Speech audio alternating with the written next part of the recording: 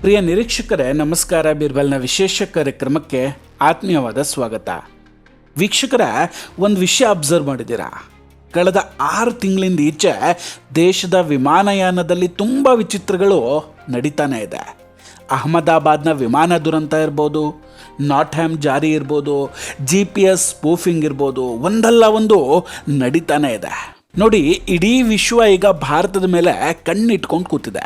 Putin ಭಾರತಕ್ಕೆ ಬರೋದು, 2 ದಿನಗಳ ಕಾಲ ಇಲ್ಲೇ ಇರೋದು, ಜೊತೆಗೆ ಒಂದಷ್ಟು ಒಪ್ಪಂದಗಳು ಖುದ್ದು ಅಮೇರಿಕಾವನ್ನು ಕೂಡ ಬೆಚ್ಚಿ ಬೀಳಿಸಿದೆ. ಈಗ ಪ್ರಶ್ನೆ ಮೂಡ್ತಾ ಇರೋದೇನೆಂದರೆ, ಪುಟಿನ್ ಭಾರತಕ್ಕೆ ಬರೋ ಇಂಥ ಹೊತ್ತಲ್ಲಿ ಡೀಪ್ ಸ್ಟೇಟ್ ಅಥವಾ ಇನ್ಯಾವುದೋ ಶತ್ರುಗಳು ಭಾರತದ ವಿಮಾನಯಾನದಲ್ಲಿ ಆಟ ಆಡ್ತಿದ್ಯಾ? ಭಾರತದ ರಾಡಾರ್ಗಳ ಜೊತೆ ಗೇಮ್ ಆಡ್ತಿದ್ಯಾ?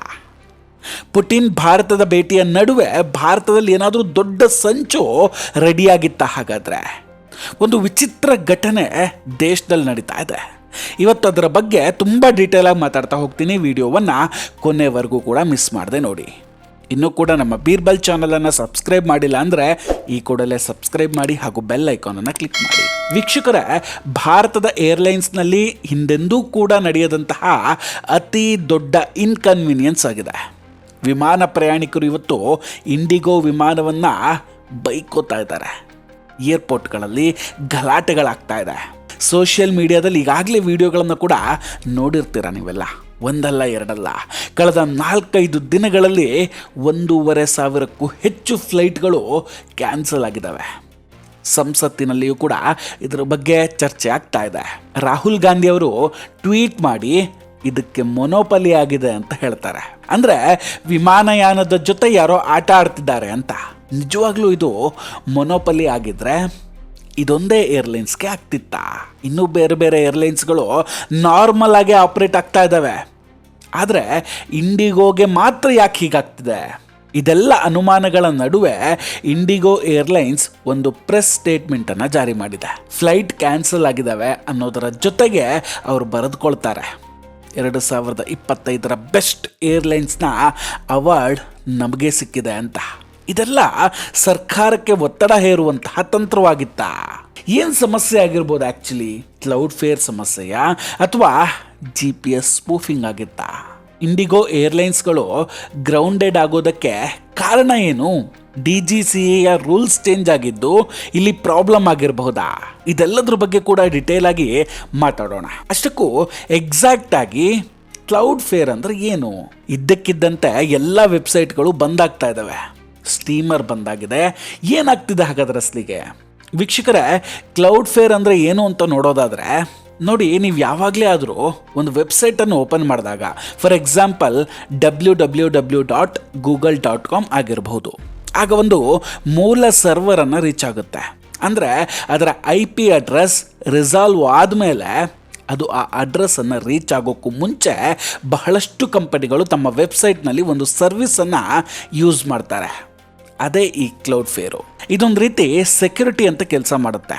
ಒಂದು ಫನ್ನಿ ವೇನಲ್ಲಿ ಎಕ್ಸಾಂಪಲ್ ಕೊಡೋದಾದರೆ, ನೀವೆಲ್ಲ ಈ ಒಂದು ಸೊಳ್ಳೆ ಪರದೆಯನ್ನು ಯೂಸ್ ಮಾಡ್ತಿರಲ್ಲ, ಹಾಗೆ ಸೊಳ್ಳೆಗಳು ಆ ನೆಟ್ನಿಂದ ಹೊರಗೇನೆ ಇರಲಿ ಅಂತ ಬಳಸ್ದಂಗೆ ಕ್ಲೌಡ್ ಫೇರನ್ನು ಕೂಡ ಸರ್ವರ್ ಮತ್ತು ಯೂಸರ್ನ ಮಧ್ಯೆ ಒಂದು ಸೆಕ್ಯೂರಿಟಿಗಾಗಿ ಬಳಸ್ತಾರೆ. ಈಗ ವಾಸ್ತವಕ್ಕೆ ಬರೋಣ. ನೋಡಿ, ಪುಟಿನ್ ಅವರು ಭಾರತಕ್ಕೆ ಬರೋದಕ್ಕೂ ಮುಂಚೆ GPS ಸ್ಪೂಫಿಂಗ್ ನಡೆದಿತ್ತು. ಫ್ಲೈಟ್ಗಳು ಹಾಲ್ಟ್ ಆಗಿದ್ವು. ನಾಟ್ಹ್ಯಾಮ್ ಇಶ್ಯೂ ಮಾಡಲಾಗಿತ್ತು. ಈ ರೀತಿ ಹಲವು ಘಟನೆಗಳು ಭಾರತದಲ್ಲಿ ನಡೆದಿತ್ತು. ಹಾಗಾದರೆ ನಿಜವಾಗ್ಲೂ ಭಾರತದಲ್ಲಿ ಏನಾಗ್ತಾ ಇದೆ? ಬ್ಯಾಕ್ಗ್ರೌಂಡ್ನಲ್ಲಿ ಇದನ್ನು ಸ್ವಲ್ಪ ಡೀಟೇಲ್ ಆಗಿ ನೋಡ್ತಾ ಹೋಗೋಣ. ಇತ್ತೀಚೆಗೆ ಫ್ಲೈಟ್ ಸೆಕ್ಯೂರಿಟಿ ಮತ್ತು ಸೇಫ್ಟಿಯ ಬಗ್ಗೆ ಸರ್ಕಾರ ಏನು ಮಾಡುತ್ತೆ ಅನ್ನೋದ್ರ ಬಗ್ಗೆ ತುಂಬ ಚರ್ಚೆಗಳಾಗಿದ್ವು. ಯಾಕಂದರೆ ಭಾರತದಲ್ಲಿ ಫ್ಲೈಟ್ಸ್ ಆಪ್ರೇಟ್ ಆಗೋದು ಪ್ರೈವೇಟ್ ಸೆಕ್ಟರ್ನಿಂದ ಅನ್ನೋದು ಎಲ್ರಿಗೂ ಚೆನ್ನಾಗಿ ಗೊತ್ತಾಯಿದೆ. ಇಂಡಿಗೋ ಇರ್ಬೋದು, ಏರ್ ಇಂಡಿಯಾ ಆಗಿರ್ಬೋದು, ಸ್ಪೈಸ್ ಜೆಟ್ ಆಗಿರ್ಬೋದು, ವಿಸ್ತಾರ ಆಕಾಶ್ ಆಗಿರ್ಬೋದು, ಇನ್ನೂ ಬೇರೆ ಬೇರೆ ಏರ್ಲೈನ್ಸ್ಗಳು ಎಲ್ಲವೂ ಕೂಡ ಪ್ರೈವೇಟ್ ಸೆಕ್ಟರ್ನಲ್ಲೇ ಆಪ್ರೇಟ್ ಆಗುತ್ತೆ. ಸೊ ಈಗ ಜನ ಕನ್ಫ್ಯೂಸ್ ಆಗಿದ್ದಾರೆ, ಇಲ್ಲಿ ಯಾವ ವಿಷಯವನ್ನು ಯಾವುದರ ಜೊತೆ ಕನೆಕ್ಟ್ ಮಾಡೋದು ಅಂತ. ವೀಕ್ಷಕರೇ, ಆಲ್ರೆಡಿ ನಾವು ಈ ಮಲ್ಟಿಪಲ್ ನಾಟ್ಹ್ಯಾಮ್ ನಂತರ GPS ಸ್ಪೂಫಿಂಗ್, ಇದೆಲ್ಲದರ ಬಗ್ಗೆ ಕೂಡ ಡೀಟೇಲ್ ಆಗಿ ವಿಡಿಯೋವನ್ನು ಮಾಡಿ ಮಾತಾಡಿದ್ವಿ. GPS ಸ್ಪೂಫಿಂಗ್ ಇದು ದೆಹಲಿ ಸೇರಿದಂತೆ ಹೈದರಾಬಾದ್ನಂತಹ 8 ದೊಡ್ಡ ನಗರಗಳಲ್ಲಿ ಸಂಭವಿಸಿರಬಹುದು. GPS ಸ್ಪೂಫಿಂಗ್ ಅಂದರೆ ವಿಮಾನಗಳ ಲ್ಯಾಂಡಿಂಗ್ ಸಮಯದಲ್ಲಿ ತಪ್ಪಾದ ಸ್ಥಳ ಮತ್ತು ಡೇಟಾವನ್ನು ಕೊಡೋದು. ಅಂದರೆ ಸ್ಕ್ಯಾಮರ್ಗಳು ನಕಲಿ ಸಿಗ್ನಲ್ಗಳನ್ನು ನೀಡಿ ಪೈಲಟ್ಗಳನ್ನು ಯಾಮಾರಿಸ್ತಾರೆ. ಅದಕ್ಕೆ ಕೇಂದ್ರ ಸರ್ಕಾರ ಕೂಡ ಲ್ಯಾಂಡಿಂಗ್ ಟೈಮಲ್ಲಿ ILSನ ಮೇಲೆ ಡಿಪೆಂಡ್ ಆಗಬೇಕು, GPS ಮೇಲೆ ಜಾಸ್ತಿ ಡಿಪೆಂಡ್ ಆಗಬಾರ್ದು ಅಂತ ಹೇಳಿತ್ತು. ಪೈಲಟ್ಗಳಿಗೆ GPS ತಪ್ಪಾದ ಇನ್ಫಾರ್ಮೇಷನ್ ಸಿಗಬಹುದು ಅನ್ನೋ ಕಾರಣಕ್ಕೆ ಸರ್ಕಾರ ಈ ಕ್ರಮವನ್ನು ತೆಗೆದುಕೊಳ್ಳುತ್ತೆ. ಇದೆಲ್ಲ ನಡೀತಿದ್ದ ಸಮಯದಲ್ಲೇ ಈಗ ಇನ್ನೊಂದು ವಿಷಯ ಬಂದಿದೆ. ಅದರಿಂದಲೇ ಜನರು ಕನ್ಫ್ಯೂಸ್ ಆಗ್ತಾ ಇರೋದು. ಇದ್ದಕ್ಕಿದ್ದಂತೆ ಇಂಡಿಗೋ ಫ್ಲೈಟ್ಗಳು ಕ್ಯಾನ್ಸಲ್ ಆಗಿಬಿಟ್ಟಿದ್ದಾವೆ. ಇದೀಗ ದೊಡ್ಡ ಮಟ್ಟದಲ್ಲಿ ಸಮಸ್ಯೆ ಆಗಿದೆ. ಯಾಕಂದರೆ ಇಂಡಿಗೋದ ಡೊಮೆಸ್ಟಿಕ್ ಮಾರ್ಕೆಟ್ ಶೇರ್ ಇರೋದು 60%. ಅಂದರೆ ಅರ್ಥ ಮಾಡ್ಕೊಳ್ಳಿ, ಭಾರತದಲ್ಲಿ ಹಾರಾಟ ಮಾಡುವ ಪ್ರತಿ 10 ಫ್ಲೈಟ್ಗಳಲ್ಲಿ 6 ಇಂಡಿಗೋ ಫ್ಲೈಟ್ಗಳದ್ದೇ ಆಗಿರುತ್ತೆ. IndiGo most profitable business run ಮಾಡ್ತಾ ಇದೆ ಭಾರತದಲ್ಲಿ. ಆದರೆ ಇದ್ದಕ್ಕಿದ್ದಂತೆ ಇಷ್ಟು ಅಡಚಣೆಗಳು ಇಂತಹ ಕಂಪನಿಗೆ ಯಾಕಾಯಿತು? ಅದಕ್ಕೆ ಇಂಡಿಗೋ ಅವ್ರು ಕೊಟ್ಟಂತಹ ರೀಸನ್ನು ಸ್ಟಾಫ್ನ ಶಾರ್ಟೇಜ್ ಆಯಿತು ಅಂತ. ಈ ಸ್ಟಾಫ್ ಶಾರ್ಟೇಜ್ ಯಾಕಾಯ್ತು ಹಾಗಾದರೆ? ಎಲ್ಲ ಸರಿಯಾಗಿ ನಡೀತಿರ್ಬೇಕಾದ್ರೆ ಇದ್ದಕ್ಕಿದ್ದಂತೆ ಒಂದೇ ಬಾರಿಗೆ ಅಷ್ಟು ಜನ ರಜೆ ಹಾಕಿದ್ರ? ಆಗ ಅವರು ಒಂದು ಕಾರಣವನ್ನು ಕೊಡ್ತಾರೆ. ಇತ್ತೀಚೆಗೆ ಸರ್ಕಾರ ಒಂದು ನಿಯಮವನ್ನು ತಂದಿದೆ. ಫ್ಲೈಟ್ ಆಪರೇಷನ್ನಲ್ಲಿ ಎಷ್ಟು ಸಮಯ ತಮ್ಮ ಸ್ಟಾಫ್ಗಳನ್ನು ಬಳಸ್ಕೊಳ್ಬೇಕು ಮತ್ತು ಪೈಲಟ್ಗಳು ಎಷ್ಟು ಸಮಯ ರೆಸ್ಟ್ ಮಾಡಬೇಕು, ಇದ್ರ ಬಗ್ಗೆ ಸರ್ಕಾರ ಒಂದು ಸ್ಟ್ರಿಕ್ಟ್ ರೂಲ್ಸನ್ನು ಜಾರಿಗೆ ತಂದಿದೆ. ಹೆಂಗೆ ಅಂದರೆ, ಒಬ್ಬ ಪೈಲಟ್ ಹಿಂದೆ 6 ಬಾರಿ ನೈಟ್ ಲ್ಯಾಂಡಿಂಗ್ ಮಾಡಬಹುದಾಗಿತ್ತು. ಆದರೆ ಈಗಿನ ರೂಲ್ಸ್ನಲ್ಲಿ ಕೇವಲ 2 ಬಾರಿ ಅಷ್ಟೇ ಮಾಡಬೇಕು. ಯಾಕಂದರೆ ನೈಟ್ ಲ್ಯಾಂಡಿಂಗ್ಗೆ ತುಂಬಾ ಬ್ರೈನ್ ಪವರ್ ಬೇಕಾಗುತ್ತೆ. ಸೊ ಪೈಲಟ್ಗಳಿಗಾಗ ರೆಸ್ಟ್ನ ಅವಶ್ಯಕತೆ ತುಂಬ ಇರುತ್ತೆ. ಸೊ ಈ ಕಾರಣಕ್ಕೂ ಪೈಲಟ್ಗಳ ಅಭಾವ ಆಗಿರಬಹುದು, ಅಥವಾ ಇನ್ನೂ ಏನೋ ದೊಡ್ಡ ಕಾರಣವೂ ಇರಬಹುದು. ಬಟ್ ಇದನ್ನು ಇಂಡಿಗೋ ಇನ್ನೂ ಕೂಡ ರಿವೀಲ್ ಮಾಡ್ತಿಲ್ಲ. ವೀಕ್ಷಕರೇ, ಮೇ ತಿಂಗಳಿಂದ ಏವಿಯೇಷನ್ ಫೀಲ್ಡ್ನಲ್ಲಿ ಈ ರೀತಿಯ ಅಡಚಣೆಗಳು, ವ್ಯತ್ಯಯಗಳು ತುಂಬಾ ಕಾಣಿಸ್ಕೊಳ್ತಾ ಇದೆ. ಏರ್ ಇಂಡಿಯಾದ ಕ್ರ್ಯಾಶ್ ಆಗಿರ್ಬೋದು, GPS ಸ್ಪೂಫಿಂಗ್ ಆಗಿರ್ಬೋದು, ಇದೆಲ್ಲ ನೋಡ್ತಾ ಇದ್ದರೆ ಕೇವಲ ಸರ್ಕಾರದ ಹೊಸ ನಿಯಮಗಳಿಂದ ಇದು ಆಗಿದೆ ಅನ್ನೋದಕ್ಕೆ ಖಂಡಿತ ಚಾನ್ಸೇ ಇಲ್ಲ. ಇಂಡಿಗೋ ಸುಮಾರು 2200 ಫ್ಲೈಟ್ಗಳನ್ನು ಡೈಲಿ ಆಪ್ರೇಟ್ ಮಾಡುತ್ತೆ. ಲೋ ಕಾಸ್ಟ್ ಮೇಂಟೆನೆನ್ಸ್ ರೀತಿಲಿ ಅದೆಲ್ಲವೂ ಕೂಡ ವರ್ಕ್ ಆಗುತ್ತೆ. ಆದರೆ ಸರ್ಕಾರದ ಹೊಸ ರೂಲ್ಸ್ಗಳಿಂದ ಇಂಡಿಗೋಗೆ ಒಂದಷ್ಟು ನಷ್ಟ ಅಲ್ಲಿ ಸಂಭವಿಸಿದ್ದಂತೂ ಸತ್ಯ. ಸೊ ಇದೇ ಕಾರಣಕ್ಕೆ, ಅಂದರೆ ಸರ್ಕಾರದ ಜೊತೆ ನೆಗೋಷಿಯೇಟ್ ಮಾಡೋದಕ್ಕೆ ಈ ರೀತಿ ಏನಾದರೂ ಇಂಡಿಗೋ ಮಾಡ್ತಾ ಇರಬಹುದಾ? ನೋಡಿ, ಇಂಡಿಗೋ ಏನಿದೆ ಇದು ಎಲ್ಲ ಫ್ಲೈಟ್ಗಳನ್ನು ಏರ್ಬಸ್ನಿಂದ ಲೀಸ್ಗೆ ತಗೊಂಡಿರುವಂಥದ್ದು.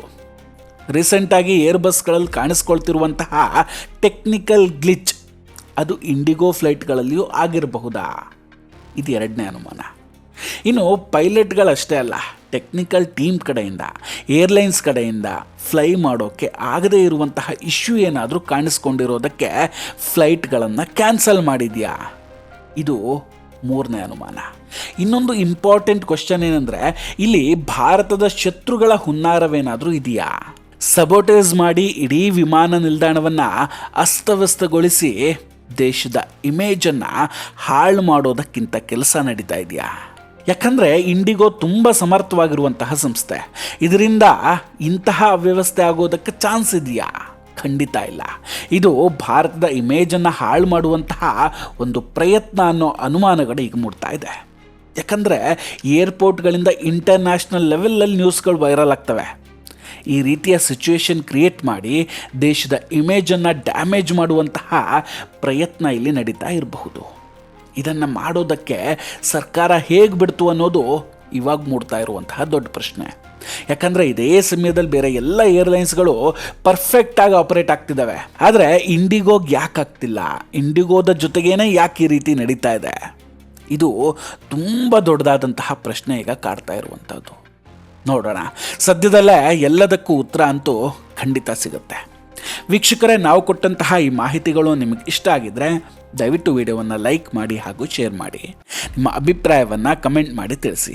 ಇನ್ನೂ ಕೂಡ ನಮ್ಮ ಬೀರ್ಬಲ್ ಚಾನಲನ್ನು ಸಬ್ಸ್ಕ್ರೈಬ್ ಮಾಡಿಲ್ಲ ಅಂದರೆ ಈ ಕೂಡಲೇ ಸಬ್ಸ್ಕ್ರೈಬ್ ಮಾಡಿ ಹಾಗೂ ಬೆಲ್ ಐಕಾನನ್ನು ಕ್ಲಿಕ್ ಮಾಡಿ. ನಮಸ್ಕಾರ, take care and bye bye.